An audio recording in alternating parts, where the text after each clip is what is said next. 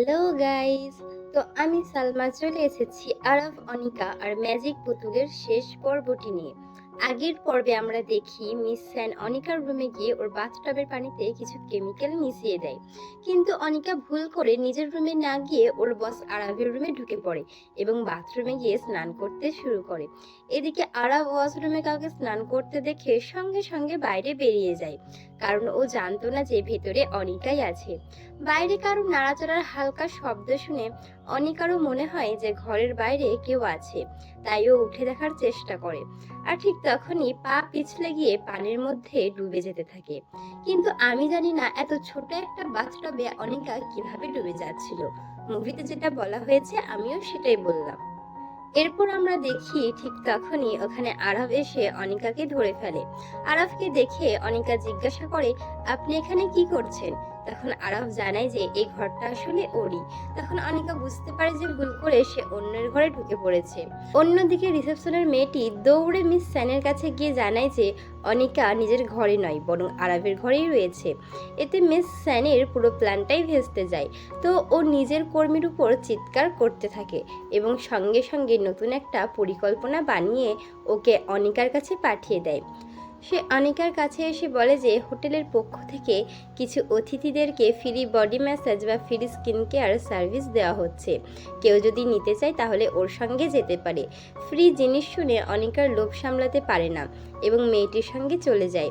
কিন্তু ও জানতো না এবার মিস স্যান ওর জন্য কতটা ভয়ঙ্কর একটা চাল চেলেছে। মিস স্যান আগেই তেলে এমন কিছু কেমিক্যাল মিশিয়ে রেখেছিল যেটা ত্বকে লাগা মাত্রই ত্বক পুড়িয়ে দেবে। এই সত্যটা না জেনেই অনিকা সেই ফ্রি সার্ভিস নিতে পৌঁছে যায়। কিছুক্ষণ পরই ওখানে সেই মেয়েটি আসে যে অনিকাকে বডি ম্যাসাজ করে দেবে। মেয়েটি তার কাজ শুরু করতে যাবে এমন সময় আর একজন মেয়ে ওখানে চলে আসে। ও বলে, আমিও এই ফ্রি সার্ভিস নিতে চাই। কিন্তু যে মেয়েটি মেসেজ দিচ্ছিল সেই মেয়েটি ওকে বারণ করে, কারণ ও জানতো ওই তেলের ভেতর কতটা ভয়ঙ্কর জিনিস মেশানো আছে। কিন্তু ওই মেয়েটি ঝামেলা করতে থাকে। এতে বিরক্ত হয়ে অনিকা বলে দেয়, ঠিক আছে, তুমি আমার জায়গায় এই সার্ভিসটা নিয়ে নাও। কিন্তু ওই মেয়েটি অনিকাকে অপমান করে বলে সে এসব সার্ভিস নেওয়ার যোগ্যই নয়। এতে অনিকা খুব রেগে যায় এবং তাকে সাফ না করে দেয়। এরপর দুজনের মধ্যে তর্ক শুরু হয়ে যায়, কে এই সার্ভিসটা নেবে। চেঁচামেচি শুনে কিছুক্ষণ পর মিস স্যান সেখানে আসে এবং সেই মেয়েটিকে বকাঝকা করে বলে সে পরেও একই সার্ভিস পাবে, কিন্তু অনিকা তার ভালো বন্ধু, তাই প্রথম সার্ভিসটা তারই প্রাপ্য। এই কথা শুনে অন্য মেয়েটি চুপচাপ বসে পড়ে। এরপর সেই মহিলা সামনে এসে এক ভয়ঙ্কর হাসি নিয়ে অনিকার মুখে সেই স্প্রে ছেটাতে যাচ্ছিল। ঠিক তখনই অন্য মেয়েটি উঠে পড়ে এবং তার হাতে থেকে তেলের বোতলটা ছিনিয়ে নিয়ে নিজের মুখে স্প্রে করে দেয়। সঙ্গে সঙ্গেই তার মুখ জ্বালা করতে শুরু করে। স্প্রের কয়েক ফোঁটা অনিকার হাতেও পড়ে আর সেও যন্ত্রণায় চিৎকার করে ওঠে। বাইরে দাঁড়িয়ে মিস স্যান এসব দেখে ভেতরে ভেতরে আনন্দ পাচ্ছিল, কিন্তু ঠিক তখনই বাইরে দিয়ে আরব যাচ্ছিল। চিৎকার শুনে ও দ্রুত ঘরে ঢুকে পড়ে। ওখানে ও এক মেয়েকে দেখতে পায় যার মুখ পুরোপুরি পুড়ে গেছে।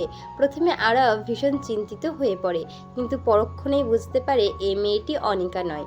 ও সঙ্গে সঙ্গে অনিকার দিকে তাকায়, ওর পোড়া হাত দেখে এবং নিজের অ্যাসিস্ট্যান্টকে পুরো বিষয়টা খতিয়ে দেখতে বলে এবং ও মেয়েটিকে দ্রুত হাসপাতালে নিয়ে যেতে নির্দেশ দেয়। এরপর ও অনিকাকে কোলে তুলে হাসপাতালে নিয়ে যায়। এতে আরও একবার মিস স্যানের প্ল্যান পুরোপুরি ব্যর্থ হয়ে যায়। ডাক্তার যখন অনিকার ক্ষত পরীক্ষা করেন তখন স্পষ্ট করে বলেন যে এটি অ্যাসিডের কারণে হয়েছে। এর ফলে চিকিৎসার পরও তার হাতে দাগ থেকে যেতে পারে। এরপর ডাক্তার অনিকার ক্ষতের চিকিৎসা করে দেন এবং তাকে পানি থেকে দূরে থাকতে পরামর্শ দিয়ে চলে যান। এরপর দুজনেই বিশ্রামের জন্য আবার হোটেলে ফিরে আসে। অন্যদিকে মিস স্যান চুপচাপ বসেছিল, কারণ আরবের নির্দেশে সিসিটিভি ক্যামেরার ফুটেজ পরীক্ষা করা হচ্ছিল আর ও আগে সেই ফুটেজ ডিলিট করে দিয়েছিল। তবুও ও ভীষণ চিন্তায় ছিল, কারণ ও জানতো আরব এত সহজে বিষয়টা ছেড়ে দেবে না। ঠিক তখনই লেলি দৌড়ে আসে যে অনিকাকে মেসেজ দেওয়ার চেষ্টা করছিল। ও খুব ভয় পেয়ে কাঁপছিল এবং জানায় যে আরব খুব বিস্তারিতভাবে সব কিছু তদন্ত করছে, তাই সেও ভীষণ আতঙ্কিত। এরপর ম্যানেজার মিস স্যানকে বলে যে ওর পরিবার আর আরাবের পরিবার বন্ধু, তাই ও চাইলে এই সম্পর্কের সুবিধা নিয়ে এই ঝামেলা থেকে বেরিয়ে আসতে পারে। তখন শ্যান বুঝে যায় ওকে এবার কি করতে হবে। শ্যান আরাবের মায়ের সঙ্গে দেখা করার চেষ্টা করে। উনি তখন আরাবের বাড়িতেই ছিলেন। ওনাকে জানায় যে অনিকার জন্যই আরাব ওর হোটেলে এত ঝামেলা করেছে। এটা শুনে আরাবের মা অনিকার কথা ভাবতে থাকেন। ওনার মনে হয় হয়তো ভবিষ্যতে এই দুজন একসঙ্গে হতে পারে। তখনই ওখানে আরব আর অনিকা চলে আসে। সবাই একসঙ্গে বসে। তখন মা অনিকাকে জিজ্ঞাসা করেন ও এখানে কি করছে। তখন আরব জানায় অনিকা ওর পার্সোনাল অ্যাসিস্ট্যান্ট, তাই ও সবসময় ওর সঙ্গেই থাকে এবং ওর বাড়িতে অনিকার জন্য আলাদা ঘরও রয়েছে। এটা শুনে মিস সেন খুব নার্ভাস হয়ে পড়ে এবং আন্টিকে কিছু বোঝানোর চেষ্টা করে, কিন্তু আন্টি মনে মনে খুব খুশি হন, কারণ ওনার মনে হয় খুব তাড়াতাড়ি তিনি পুত্রবধূ পেতে চলেছেন। এরপর উনি সরাসরি হোটেলের বিষয়টি নিয়ে কথা তোলেন। আরফ বলে এই ব্যাপারে মিস স্যানের কাছেই জিজ্ঞাসা করা উচিত। এটা শুনে স্যান বিষয়টা চাপা দেওয়ার আপ্রাণ চেষ্টা করে এবং উল্টো অনিকার উপর দোষ চাপায় যে অনিকা ওর বিরুদ্ধে মিথ্যে অভিযোগ করেছে, কারণ ওর কাছে কোনো প্রমাণ নেই, তাই ও এমন কথা বলতে পারে না। অনিকার কাছেও তখন এই অভিযোগ প্রমাণ করার মতো কোনো প্রমাণ ছিল না, তাই ও চুপ করে থাকে। কিন্তু কিছুক্ষণের মধ্যেই ওখানে অ্যাসিস্ট্যান্ট এসে হাজির হয়। ওর হাতে ডিলিট করা ফুটেজের রিকভারি কপি ছিল। সবার সামনে সেই ফুটেজ চালিয়ে দেয়। ওখানে সবাই স্পষ্ট দেখতে পায় কিভাবে মিস স্যান তেলের মধ্যে অ্যাসিড মিশিয়েছিল। এটা দেখে মিস স্যান আতঙ্কিত হয়ে পড়ে এবং উপায় না পেয়ে সঙ্গে সঙ্গে আরব আর ওর মায়ের কাছে ক্ষমা চাইতে শুরু করে, কিন্তু কেউই ওকে ক্ষমা করে না। কিছুক্ষণের মধ্যেই পুলিশ এসে পৌঁছায়, যাদের আগে আরবের নির্দেশে অ্যাসিস্ট্যান্ট ডেকে রেখেছিল। পুলিশ মিস স্যানকে গ্রেপ্তার করে নিয়ে যায়। তখন আরবের মা এগিয়ে এসে অনিকার ক্ষত দেখতে চান। এটা দেখে আরব মাকে বলে যে এখন অনিকার বিশ্রাম দরকার, তাই তিনি যেন বাড়ি ফিরে যান। এটা শুনে মা বুঝে নেন যে এই দুজন একসঙ্গে সময় কাটাতে চায়, তাই তিনি মুচকি হেসে তাদের খুনসুটি করে সেখান থেকে চলে যান। রাতে ঘুমাতে যাওয়ার সময় অনিকা আরাবের কথাই ভাবছিল। যেভাবে সে ওর জন্য চিন্তিত ছিল এবং সব কিছু করছিল, অনিকার খুব ভালো লাগছিল। ঠিক তখনই আরব ওর ঘরে এসে হাজির হয়। অনিকা জিজ্ঞাসা করে এত রাতে এখানে কি করছো? আরব বলে সে তার হাতে ওষুধ লাগাতে এসেছে। এরপর ও অনিকার পাশে বসে ওর ক্ষততে ওষুধ লাগাতে থাকে। ওর এই ব্যবহার দেখে অনিকা বলে আমি বিশ্বাসই করতে পারছি না যে মানুষটা এতটা অহংকারী, এতটা রুড ব্যবহার করে। সে বাড়িতে একটা নরম মনেরও হতে পারে, নাকি তুমি আমাকে পছন্দ করো বলেই আমার সঙ্গে এমন ব্যবহার করছো? আরব বলে এটা তোমার ভুল ধারণা, তুমি আমার অ্যাসিস্ট্যান্ট, তাই দায়িত্ব পালন করছি মাত্র। এর পরের দৃশ্যে আমরা দেখি আরবের মা অনিকাকে নিয়ে বাইরে ঘুরতে যান। সেখানে এক ছেলের সঙ্গে দেখা হয় যে তাদের পরিবারেরই একজন আত্মীয়, তার নাম ইউজু।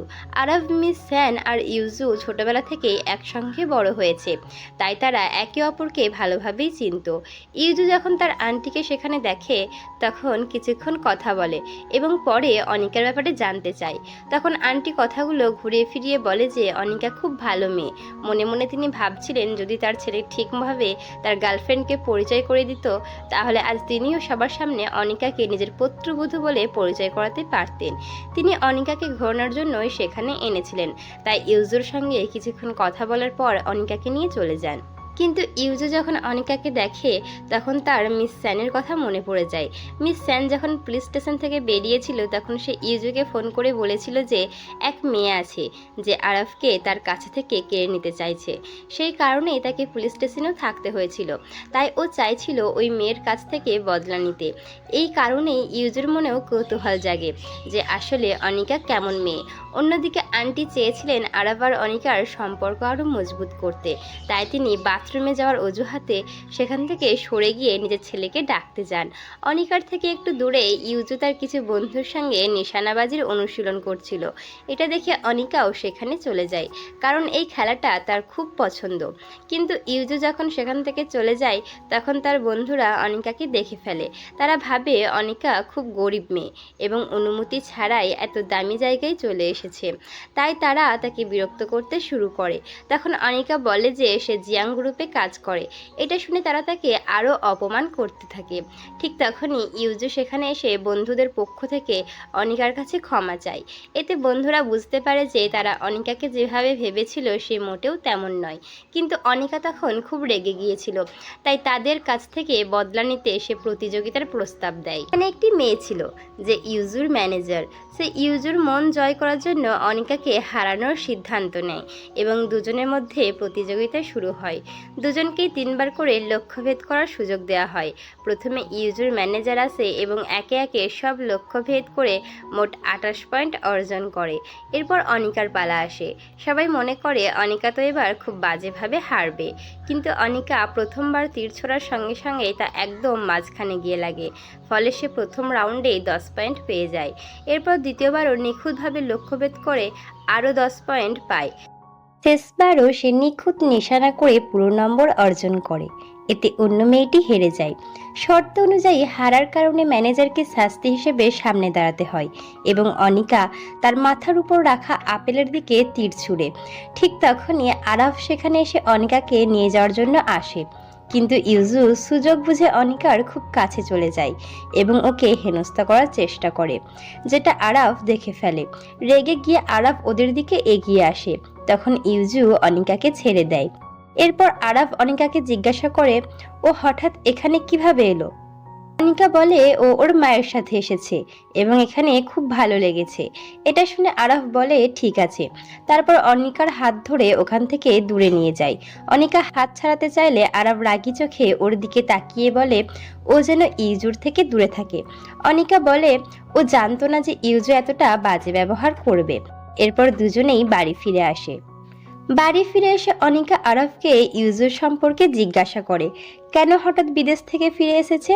এটা শুনে আরাফ বলে এই সম্পর্কে ওর কোনো ধারণা নেই, কিন্তু অনিকা একটু ভেবে বলে সে সিনেমায় দেখেছে যখন কেউ হঠাৎ বিদেশ থেকে ফিরে আসে তখন তার পেছনে সাধারণত দুটো কারণ থাকে।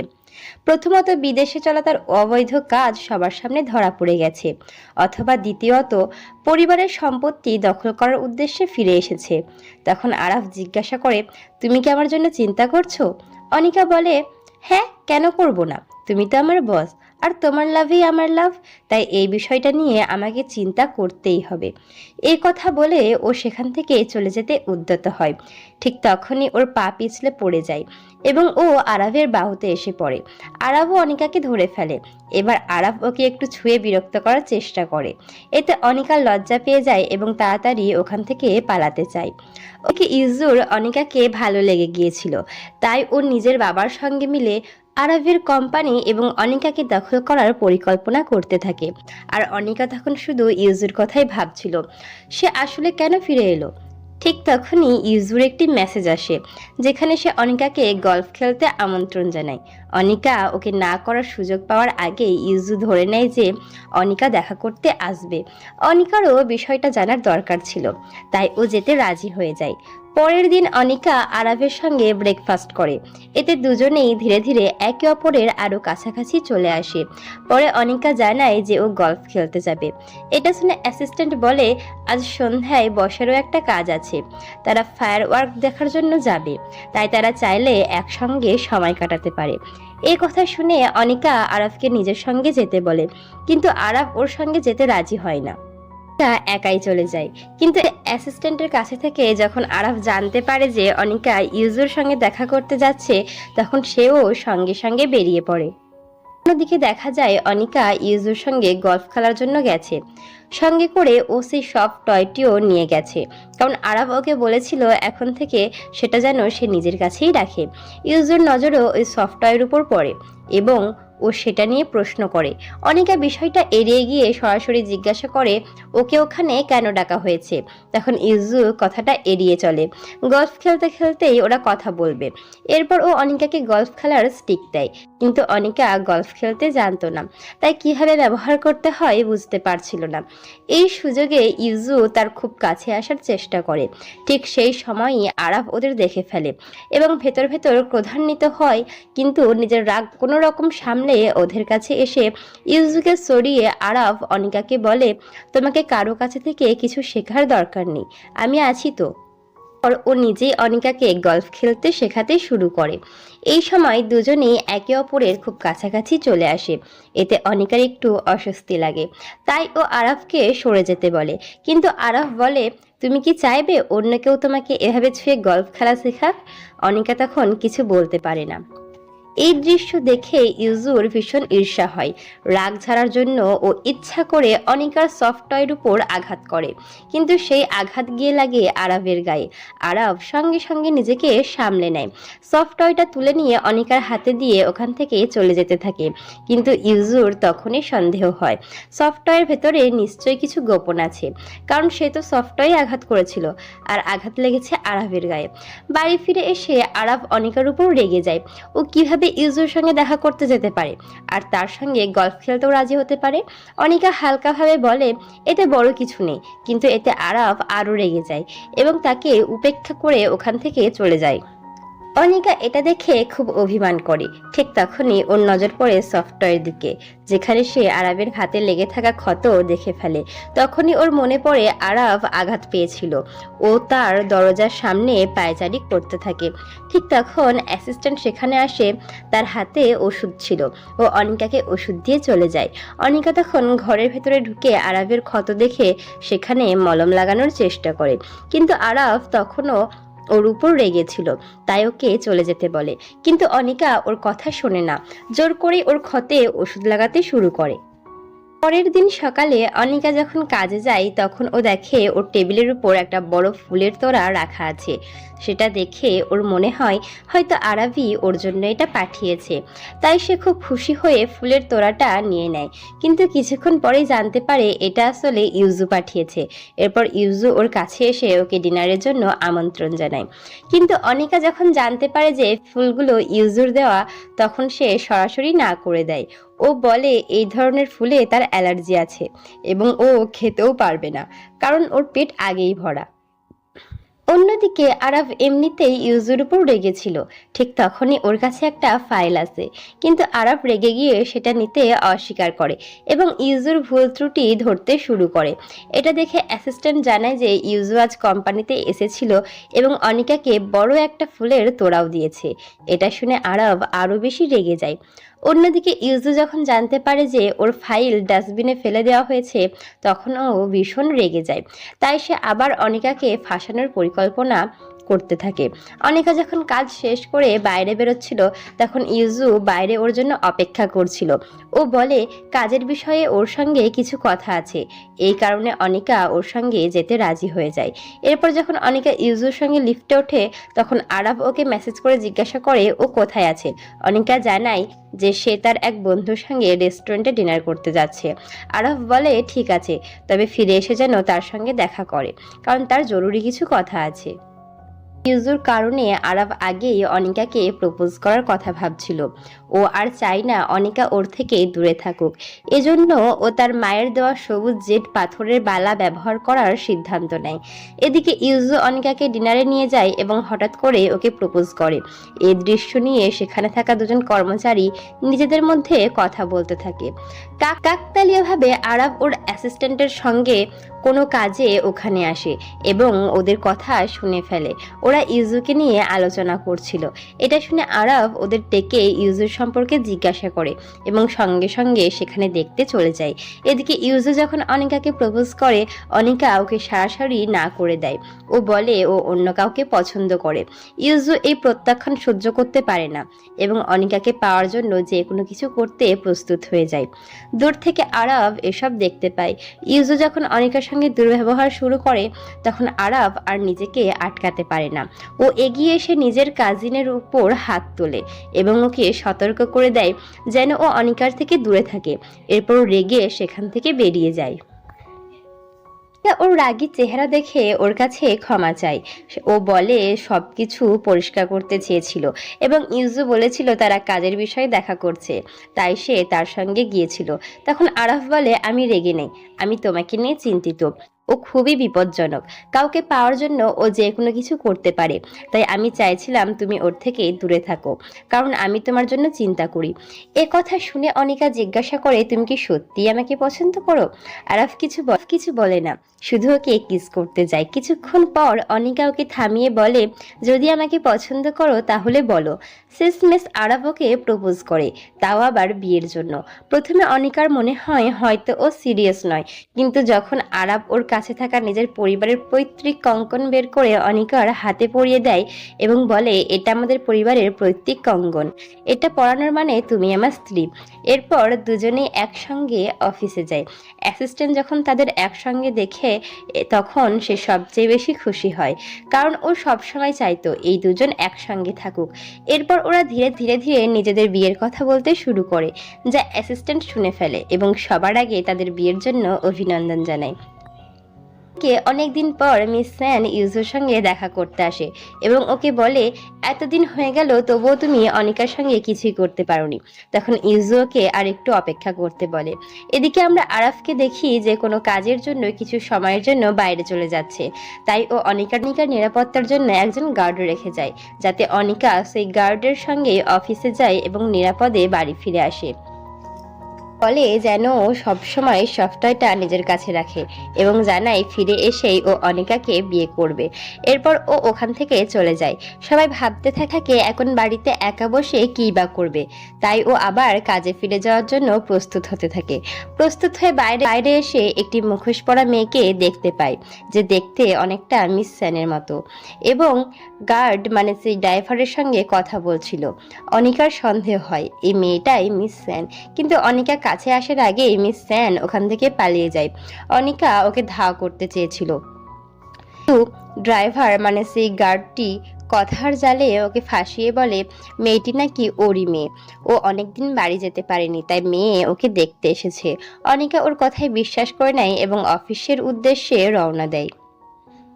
পথে অনিকা আরাফের সঙ্গে কথা বলছিল এবং ড্রাইভারের মেয়ের কথা জানাচ্ছিল, কারণ ওর মনে হচ্ছিল এই মেয়েটি মিস স্যান। কিন্তু আরাফ ওকে বোঝায় এবং বলে ড্রাইভারের মেয়ে তো মাত্র 5 বছরের ছোট্ট শিশু। তখন অনিকার মনে হয় নিশ্চয়ই কিছু একটা ভুল হতে চলেছে। হঠাৎ ও জানালার বাইরে তাকায় এবং দেখে রাস্তা একেবারে জনশূন্য। আরাফ তখন ওর মেসেজের অপেক্ষায় ছিল।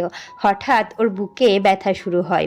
ও অদ্ভুত একটা অনুভূতি পায়, যেন অনিকার সঙ্গে কিছু খারাপ ঘটছে। এই কারণে ও সঙ্গে সঙ্গে অনিকাকে ফোন করে, কিন্তু অনিকা ফোন ধরতে পারছিল না। অন্যদিকে দেখা যায় ড্রাইভার অনিকাকে কিডন্যাপ করেছে। মিস স্যান ওকে টাকা দিয়ে নিজের কথা অনুযায়ী কাজ করিয়েছে অনিকাকে এখানে আনার জন্য। সে একটা মোটা অঙ্কের টাকা দেয় এবং অপহরণ করাতে পুরোপুরি সাহায্য করে। পরে কিছু সময় অজ্ঞান থাকার পরে অনিকা চোখ খুলে দেখে ওর সামনে মিস স্যান দাঁড়িয়ে আছে এবং ওকে মেরে ফেলার হুমকি দিচ্ছে। এদিকে আরাফ বারবার অনিকাকে ফোন করছিল, কিন্তু অনেকবার ফোন করেও যখন সে সাড়া পাচ্ছিল না, তখন ওর ভীষণ ভয় লাগতে শুরু করে। ও সঙ্গে সঙ্গে ফিরে যাওয়ার সিদ্ধান্ত নেয়। অ্যাসিস্ট্যান্ট ওকে জানায় ওরা $10 বিলিয়ন একটি প্রজেক্ট সাইন করতে যাচ্ছে। এর জন্য চীনের বহু কোম্পানি অপেক্ষায় রয়েছে।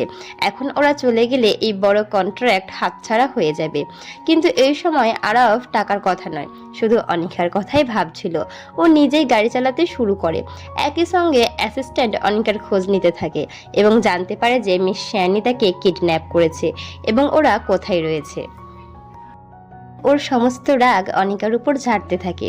ও বলে, তুমি যদি এখানে না আসতে তাহলে আজ এই জায়গাটায় আমি দাঁড়িয়ে থাকতাম। আরাফ শুধু আমারই হতো, ও শুধু আমাকেই ভালোবাসতো, কিন্তু তোমার জন্যই ও আমার থেকে অনেক দূরে চলে গেছে। রাগে ও অনিকার সফটওয়্যারটা কেড়ে নেয় এবং তাতে ছুরি দিয়ে বারবার আঘাত করতে থাকে। তারপর সেটাকে নিচে ছুঁড়ে ফেলে দেয়। অনিকা সেই সফটওয়্যারটার জন্য ভীষণ অস্থির হয়ে ওঠে। ওকে এভাবে অস্থির হতে দেখে ইউজুর সন্দেহ হয় যে ওই সফটওয়্যার ভেতর নিশ্চয়ই কিছু গোপন রহস্য আছে। তাই ও মিস স্যানকে একটু থামতে বলে, যাতে ও সফটওয়্যারটার সত্যিটা জানতে পারে। স্যান ওর কথা উপেক্ষা করে অনিকাকে আক্রমণ করার জন্য এগিয়ে যায়। ঠিক সেই সময় সেখানে আরাফ এসে উপস্থিত হয়। আরাফকে দেখে ও থেমে যায় এবং ওকে নিজের পক্ষ নিতে বলে, কিন্তু আরাফ ওর বিপক্ষে দাঁড়ায়। এতে ক্ষিপ্ত হয়ে সে অনিকাকে মারতে এগিয়ে যায়। আরাফ ওকে আটকায় এবং আটকাতে গিয়ে ওর হাত কেটে যায়। তখন আরাফের বডিগার্ডরাও ওখানে এসে মিস স্যানকে ধরে ফেলে। এরপর আরাফ অনিকাকে মুক্ত করে। অনিকা ওর কাটা হাত দেখে খুবই কষ্ট পায়।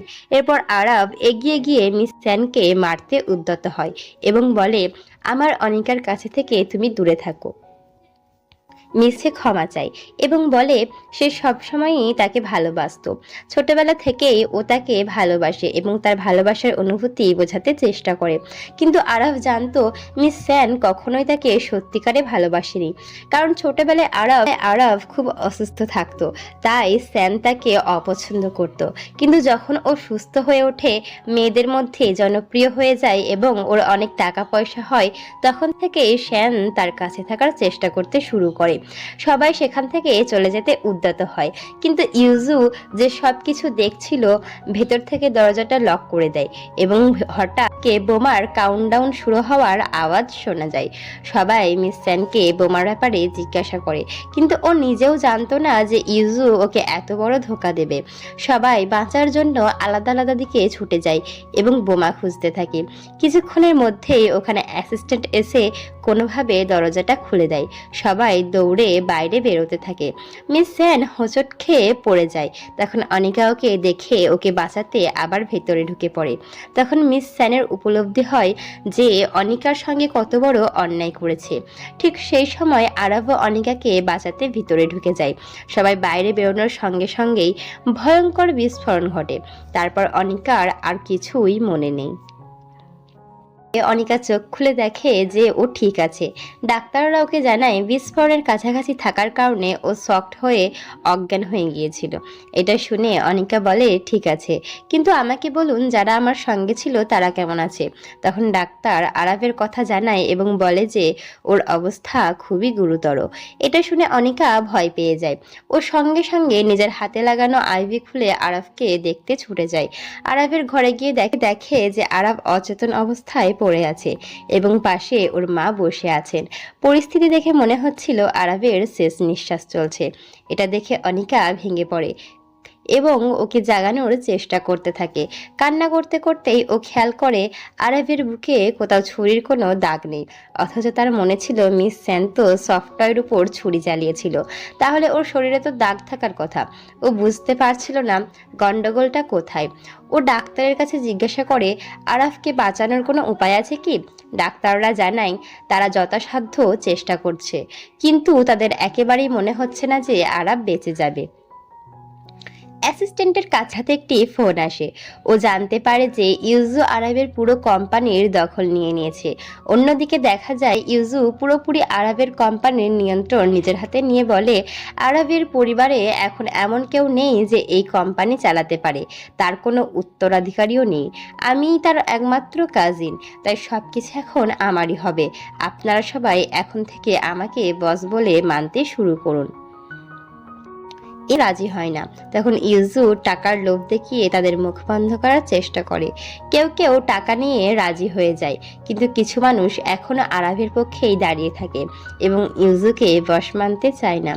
এদিকে অনিকা যখন কোম্পানির এই অবস্থার কথা জানতে পারে, তখন ও আরাফের মায়ের কাছে অনুরোধ করে দয়া করে কোম্পানিটা যেন ভুল হাতে না যায়। আরাফ এই কোম্পানির জন্য ভীষণ পরিশ্রম করেছে। ওর কথা শুনে কিছু এক মা রাজি হয় এবং কোম্পানিকে বাঁচাতে এগিয়ে আসেন। ঠিক সেই সময় কাকতালীয়ভাবে আরাফের হাত নড়তে দেখা যায়। অন্যদিকে কিছু ইনভেস্টর ইউজুর প্রস্তাব পুরোপুরি প্রত্যাখ্যান করে চলে যেতে চাইলে গার্ডরা ওদের আটকে দেয়। এরপর ইউজু ওদের অবৈধ সম্পর্কের প্রমাণ দেখিয়ে ব্ল্যাকমেল করে এবং বাধ্য করে কন্ট্রাক্টে সই করতে। ওরা বাধ্য হয়ে রাজি হয়ে যায়। ঠিক সেই সময় সেখানে অনিকা ও আরাফের মা পৌঁছে যান এবং পরিস্থিতি সামাল দেওয়ার চেষ্টা করেন। আরাফের মা বলেন, আমার ছেলে যদি নাও থাকে তবুও আমি এই কোম্পানি সামলাতে পারি। এতে মান করে বলে, আপনি এতটাই অযোগ্য যে কোনো কিছুই সামলাতে পারবেন না, তাই এই কোম্পানি আপনার হাতে দেওয়া যাবে না। ইউজু কোনোভাবেই এই কোম্পানি তাদের হাতে দিতে চাইছিল না, কিন্তু অনিকার তখন আরাফের বলা একটি কথা মনে পড়ে যায়। আরাফ আগেই ওকে বলেছিল, যদি কখনো কোম্পানিতে কোনো সমস্যা হয় এবং সে কাছে না থাকে, তাহলে যেন সে ওই জিনিসটা ব্যবহার করে। অনিকার সেই কাগজটার কথা মনে পড়ে যায়। সে সবার সামনে বলে, আমি আরাফের বৈধ স্ত্রী, তাই এই সম্পত্তির পুরো অধিকার আমার। এই বলে ও কন্ট্রাক্ট পেপারটি দেখিয়ে দেয়। ইউজু কন্ট্রাক্ট পেপারটা সব দেখে বুঝে যায় যে সে হেরে গেছে, তাই ইচ্ছা করে সেই কাগজ ছিঁড়ে ফেলে, যেন কোনো প্রমাণ না থাকে। এরপর ও নিজের গার্ডদের দিয়ে তিনজনকেই আটক করে ফেলে। কেউ এগিয়ে এসে তাদের সাহায্য করে না, কারণ ইউজু আগেই সবাইকে টাকা দিয়ে কিনে নিয়েছিল। কাছে এসে বলে, তুমি এখানে রানী হতে পারো, কিন্তু শর্ত একটাই, তোমাকে আমাকে বিয়ে করতে হবে। অনিকা সরাসরি না করে দেয়। ঠিক তখনই ওখানে আরাব এসে ওখানে পৌঁছায়। ও নিজের কাজিন ইউজুকে ধাক্কা দিয়ে ফেলে দেয়। অনিকাকে দূরে সরে নিয়ে যায় এবং ইউজুকে জিজ্ঞাসা করে, তুই এখনো বেঁচে আছিস কিভাবে? আরাফ বলে, সে কথা পরে বলবো, আগে তুই যা করেছিস তার শাস্তি ভোগ কর। ইউজু হঠাৎ করে অনিকার কাছে থেকে সেই সফট টয়টি ছিনিয়ে নেয় এবং সেটাকে আগুনে পোড়ানোর হুমকি দেয়। এটা দেখে অনিকা ওকে আটকাতে যায়, কিন্তু ইউজু থামে না, বরং সফট টয়ের পায়ের আগুন লাগিয়ে দেয়।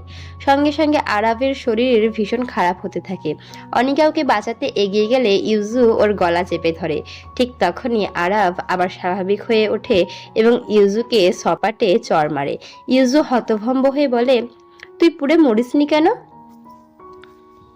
আসলে কি হচ্ছে তখন ওর উপলব্ধি হয়, যতক্ষণ এই সফট টয় তার নিজের কাছে থাকে তখনই সে আরাফকে নিয়ন্ত্রণ করতে পারে, কিন্তু এই সফট টয় যদি অন্য কারো হাতে যায় তাহলে আরাফ আর নিয়ন্ত্রণে থাকে না। এই উপায়ে কাজ না হওয়ায় ইউজু নিজের কাছে লুকিয়ে রাখা ছুরি দিয়ে আরাফের উপর হামলা করতে যায়, কিন্তু গার্ডরা তাকে ধরে ফেলে এবং পুলিশ স্টেশনে নিয়ে যায়। সব কিছু ঠিক হয়ে গেলে আরাফ ও অনিকা একে অপরকে জড়িয়ে ধরে। ইউজুর ওর অপরাধের জন্য বহু বছরের জেল হয়। সামনে অনিকাকে সারপ্রাইজ করে বিয়ের প্রস্তাব দেয় এবং অনিকাও রাজি হয়ে যায়। আপনাদের এই ড্রামাটি কেমন লাগলো কমেন্টে জানাতে ভুলবেন না। আপনার কাছে যদি এমন একটি সফটওয়্যার থাকতো, আপনি সেটাকে কিভাবে ব্যবহার করতেন সেটা অবশ্যই কমেন্টে লিখুন।